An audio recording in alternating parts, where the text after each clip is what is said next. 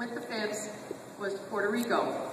Needless to say, it didn't take much to convince me because this would be my home for the next 18 years. Through the guidance and leadership of VM1 Jameson, Senior Chief Jameson, VM1 Parfit, Chief Kitchen, Chief Sanderson, and the late Chief Baker, they helped to mold me into the fine bosun's mate that I am today. Through my years with the Fibs, I've traveled the world, San Diego to Norfolk, Spain, Lithuania, and Haiti.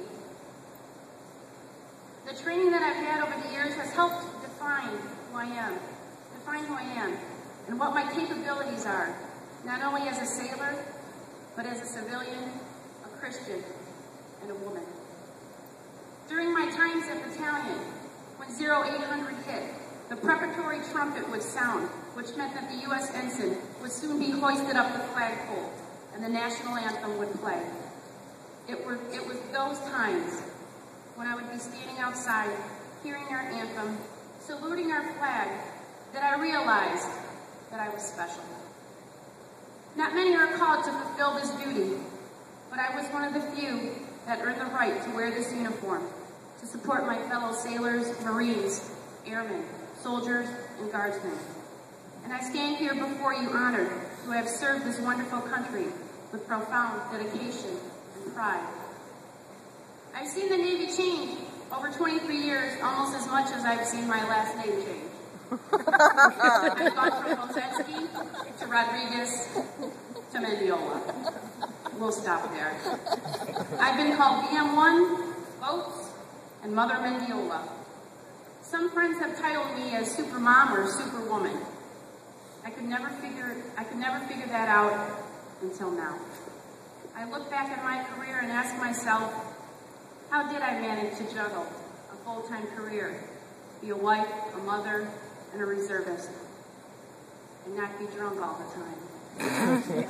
By the grace of God, I was able to do it all and do it well. It may not have always been smoothly done, but it was done nonetheless with honor, courage, and commitment. There are things I will miss and things I won't miss, and I'd like to share a list of them with you. Some of you may not understand what I'm talking about, but most of you in the Fibs will. And I know that when she read her, I did not read her speech, so this just shows how the same wavelength we're on, because they're very similar. That's what Lieutenant Blues. The things I will miss is good. Bravo Company, Bravo Waterfront, Bravo Lounge, Bravo Warehouse, Hotel Company Training, an early morning run through McDonald's drive-thru for coffee before muster, another drive-thru for coffee after muster, Starbucks with Leslie at the Exchange, shopping at the Exchange, hours spent at the Great State in Captain George's, laughing until I was doubled over from my stomach hurting and crying along with it. Watching a certain senior chief pretend he is a teacup. Lobster claws on the antennas of rental cars. VM1 Finch's wheelchair and its noises. Training on barges in the Chesapeake Bay in Norfolk and Glorieta Bay in San Diego. I will miss getting training briefs on the bow of the crafts. I will miss man overboard drills. I will miss hearing the national anthem every morning at battalion while the ensign was being raised. I will miss running through the amusement park like we were kids. I will miss shooting my M16 and my 9mm pistol. I will miss the Navy Lodge, Shields Hall, Drexler's Hall, and the fact that I had a bed all to myself. I will miss training meetings that were held at the bowling alley. I will miss Julie, the cruise director. I will miss watching fellow sailors exit the gas chamber during a training, stumbling with snot and tears everywhere. Really, it's funny. You gotta be there to see it. Nobody got hurt, though. It's just a vision. I will miss counting the bullet holes in the silhouette target and congratulating those that shot expert with a can I swear? And congratulating those who shot expert with a way to go, shithead. Though I'm not a fan of the cold, I will miss the sight of cutting the layer of ice while driving the barge in Desert Cove Battalion on a cold January morning.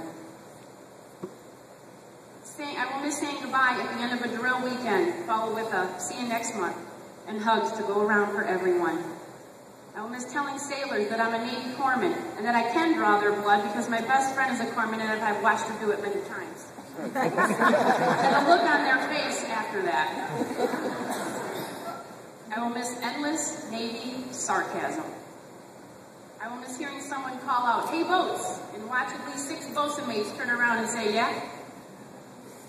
I will miss the endless opportunities I've had to travel and train with such a fine group of people.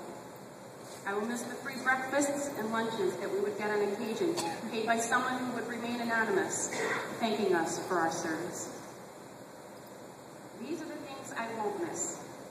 Mustering at 06:30, 06:45, 07:30, and 08 o'clock on the same day. I won't miss porta-johns. I won't miss porta-johns. I will not miss field exercises, foxholes, fighting positions, or MREs. I won't miss the phrase at 2 a.m., the shrieking sound of alarm followed by gas, gas, gas. I will not miss tarantulas or rats that were in Haiti. I will not miss sleeping on cots and living out of a sea bag. I will not miss standing at the bow of the barge as a pilot, being pelted by horizontal rain in the cold. I will not miss annual PFAs. I will not miss putting up tents. And I will not miss driving eastbound on I-94 during the nasty Michigan winters to get to drill by 07:30. I will not miss that one sailor from that one detachment from that one city who seems to know me, but I can't remember him. But regardless, he'll still talk my ear off. I will not miss the phrase, "This is an all-hands evolution." As you can see, my list of things that I will miss is much longer than those things I won't miss. What that translates to is that I had an awesome career with memories that will last me the rest of my life. This is my speech, Clemens. Come on. He's a fellow too, so. In closing, I want to thank my family for your love and support. Santiago and Emiliano, if anyone deserves anything, it is the 2 of you. I remember leaving you to go off to training, and you were still babies. It was difficult for me, but eventually Mom, being in the reserves, became a way of life for all of us. Thank you, boys, so much for being so supportive and understanding of the obligation that I had to our wonderful country.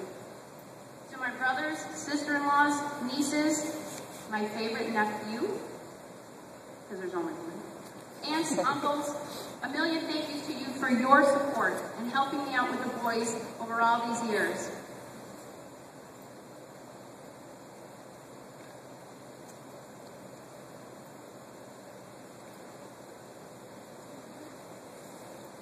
And to my Fib family. And yes, even those Fibs that have crossed over to officer land. Thank you for the mounds of endless memories and tears of laughter you have made for me. I love you all very much.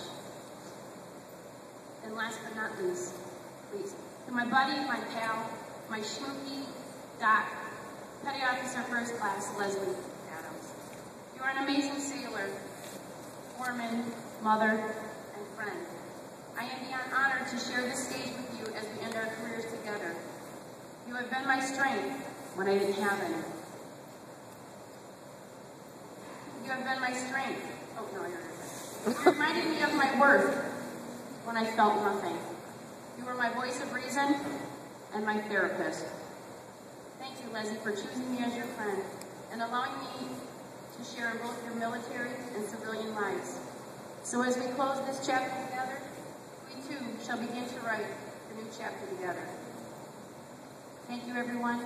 May God bless you all. Barn door.